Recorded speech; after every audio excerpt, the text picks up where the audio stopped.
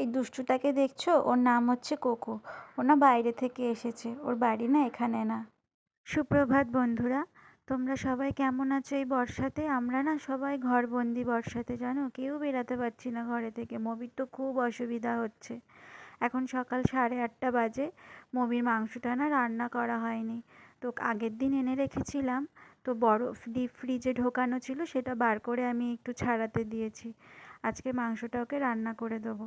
আজকে সকালে ভাবছি ডিম দিয়েই দেবো ওকে ভাতটা, কেননা মাংস করতে অনেক সময় লেগে যাবে।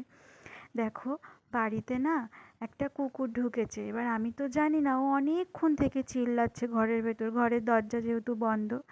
ওই দেখো কুকুরটা, ও তো দেখেছে, দেখে নিয়ে এবার যাবে কোথায়? ও তো প্রাণপণে ছুটছে ওর প্রাণ বাঁচানোর জন্য। ও জানে যদি আমাকে ধরে তাহলে আজকে আমার আর রক্ষে নেই।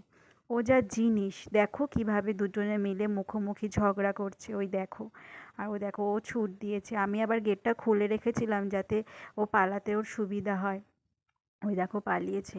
আবার ওর সাঙ্গ পাঙ্গ সব বাইরে দাঁড়িয়ে রয়েছে।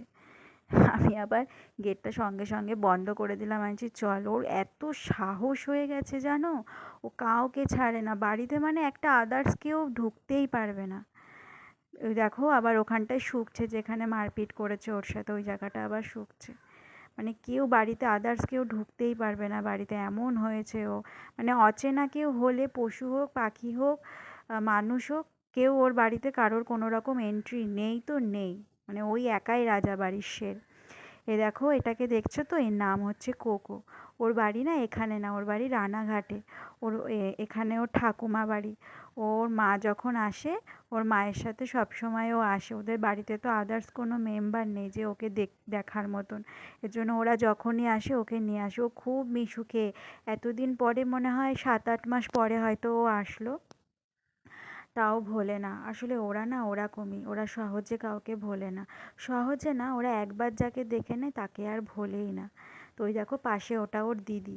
ওর দিদির বায়নাতেই ও, মানে ওকে ওরা এনেছে। ও যখন ওর দিদি ছোট ছিল, ওর দিদি বলেছিল মা আমাদের বাড়ি একটা ডগি আনো না। তো সেই আবদারেই ওর বাবা মা ওকে এনেছিল। দেখো কি মিষ্টি দেখতে, নাকটা কি সুন্দর লাল, আর ওর গায়ের রংটা দেখেছো, ছকছক করছে, ফর্সা। ও খুব ভালো, খুব মিশুকে।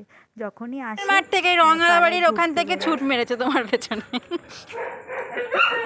চল চল চল ঘরে চল। পটি করা হয়ে গেছে, কিন্তু ওইখান থেকে তোমার গাড়ির শব্দ শুনেই ছুট। আমি ডাকছি মবি দাঁড়া দাঁড়া, মবি দাঁড়া।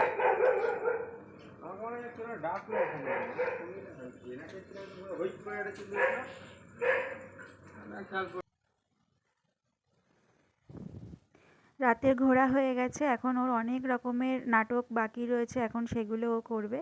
তো বন্ধুরা, টাটা বাই। তোমরা সবাই খুব ভালো থেকো, সুস্থ থেকো।